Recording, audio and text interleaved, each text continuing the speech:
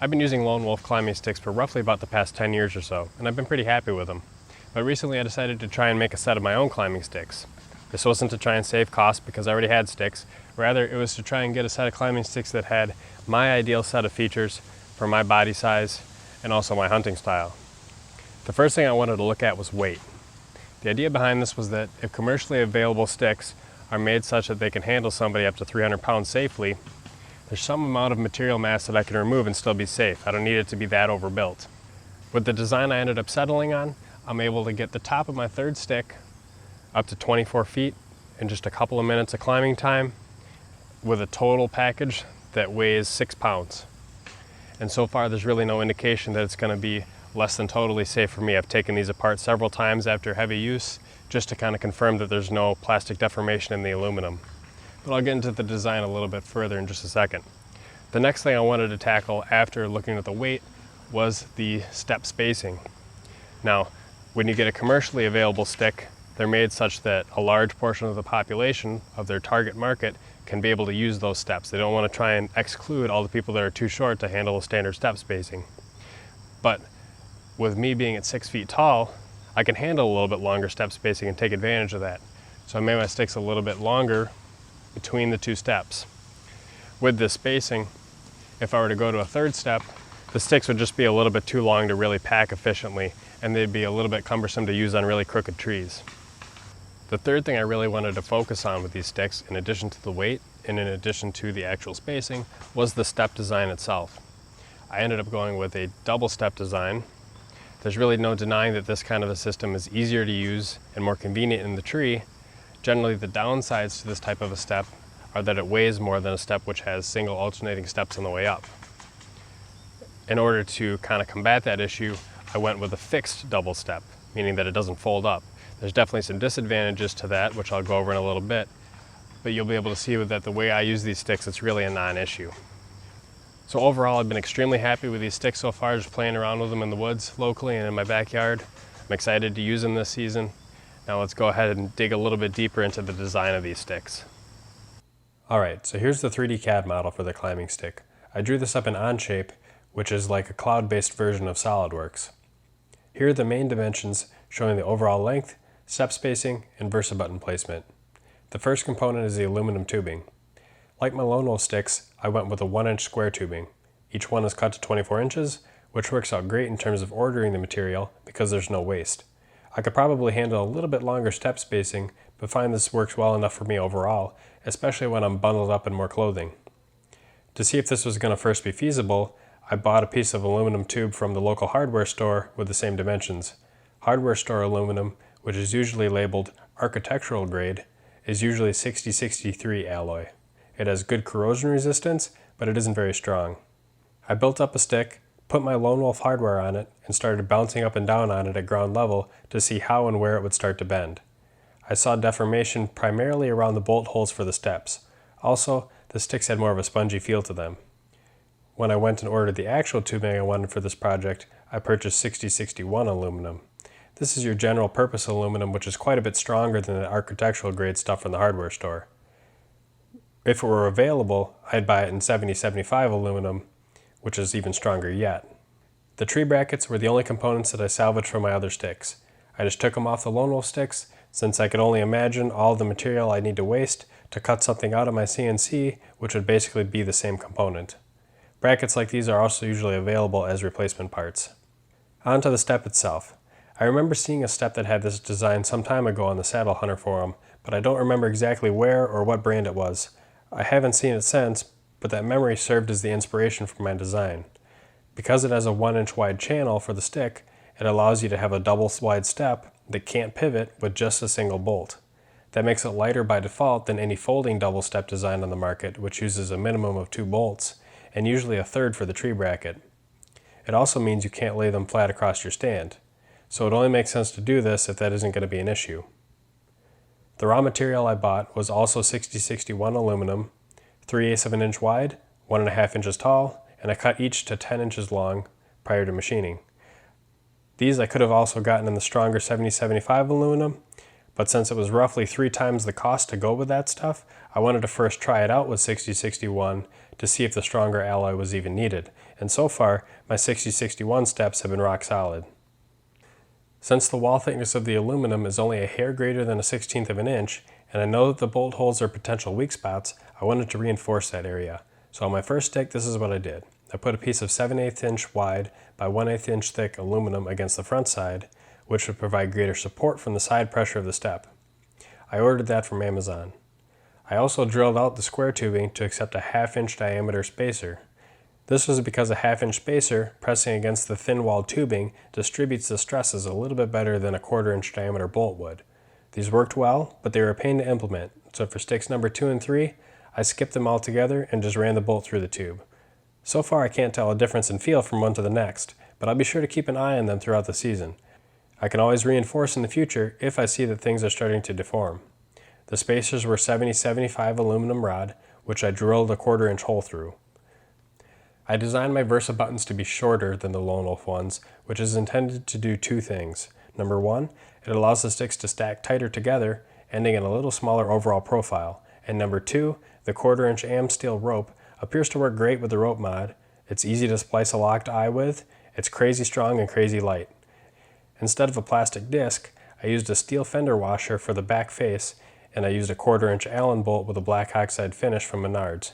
The sizing of the spacer is critical. It has a 1/4 inch ID for the bolt, and it's 3/8 of an inch long. It's only 1.5 times the diameter of the 1/4 inch Amsteel, which means it'll force the hollow braided rope to get a good squeeze onto itself and prevent slippage when attached to the tree. I could also likely still use a standard cam buckle strap too with a longer spacer. Here's the actual spacer that I had bought. Machining the steps took quite a while in my Shapeoko 3XL, which I recently did a quick video overview on. To cut out an entire step, it would take about an hour, not including setup or cleanup time. To just do the internal cuts, which I'm showing here, it was less than half an hour. I would then just need to cut out the bottom profile with a bandsaw, which created way fewer chips to clean up and save time. Here's what a step looked like straight off the router. The next thing I would do is drill the remaining holes with a drill press.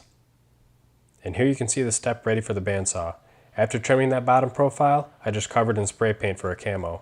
This was much less expensive at this point than getting them anodized or cerakoted, even if those finishes are much more durable. Here I'm just marking the sticks for the holes. I used a tape measure for the length measurements, scratched lines with a caliper to find the exact center, and then used a punch to mark the spot to drill. I measured and drilled the holes on each side separately. Here you can see the inside of the assembled stick, just like the CAD model. I had used a little JB weld to hold the inner components in place before bolting everything together. Once assembled though, they really can't move anywhere and the JB weld isn't actually doing much. I 3D printed an end cap for each of the sticks to make sure the top was covered. This is just a plastic PLA material, although I've seen plastic end caps like this on eBay for square tubing that can also be bought. For each of my sticks, I ran a 2-step webbing aider around the bottom bolt on the inside of the tubing. On my first stick, I had to use 3/4 inch webbing to get it to fit, but the standard 1 inch tubular webbing worked fine for my other sticks without the internal reinforcements. I did, however, put a little nylon spacer over those bolts and under the webbing to make a nice, smooth, larger diameter interface. I have another video on how those webbing aiders are put together. Here I'm weighing the sticks in a ready-to-use configuration, showing the average weight of roughly 2 pounds per stick. Often, companies will advertise their climbing stick weight without necessary add-ons like cam buckle straps. The camouflage I added to the stick is stealth strips in their newest Strata pattern. It quiets the sticks down tremendously, and it makes them soft and warmer to the touch in cold weather. Packability. So because the sticks are shorter than the standard Lone Wolf sticks, but longer than the old minis, they don't quite work when mating the V-bracket with the notches near the base of the platform. And because the steps can't fold, laying the sticks on the stand sideways doesn't really work either unless you want to poke yourself in the back. Here's something that works pretty well. It's a special stick talent that Brian Landry of mobilehuntinggear.com sent me originally to help mount my Hunting Beast camera arm onto the stand with. Using this, I can adjust the position of the sticks on the stand so that the V-brackets aren't in the way. Then I just bungee these down for extra security with a single talon. The aiders can just fold onto the side. Pack would go on one side of the sticks, extra clothes on the other. These also work with the standard stick talons, though the protruding steps will catch on vegetation a little bit easier. What this design really packs well with, though, are saddle hunting options. For those not familiar, saddle hunters will either use a small platform to lean against, similar to what I showed in my DIY hunting saddle video, or skip the platform and attach steps around the tree.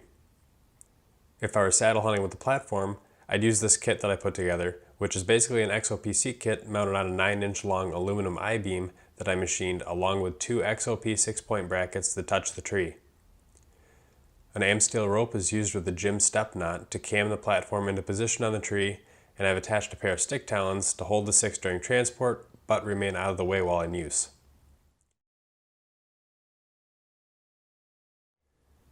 I find that the Night Eyes gear ties work fantastic for holding the sticks together. I wrap around once, cinch tight, and give a couple twists which hold strong.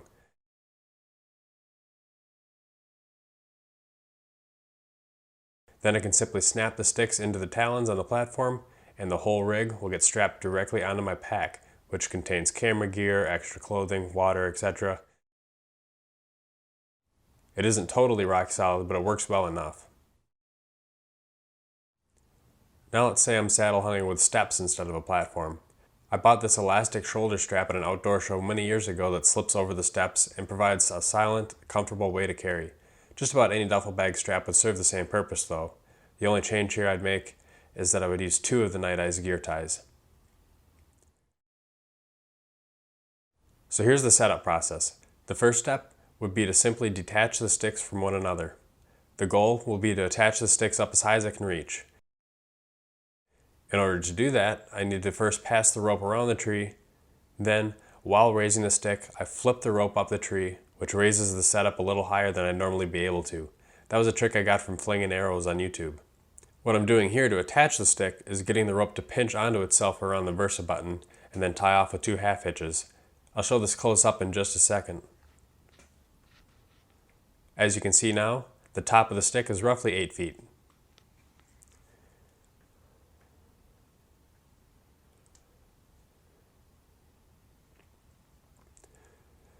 Once the first stick is attached, I can put sticks 2 and 3 in paracord loops on a safety harness or saddle. That's something I've been doing for years, and it allows me to get up the tree in one trip.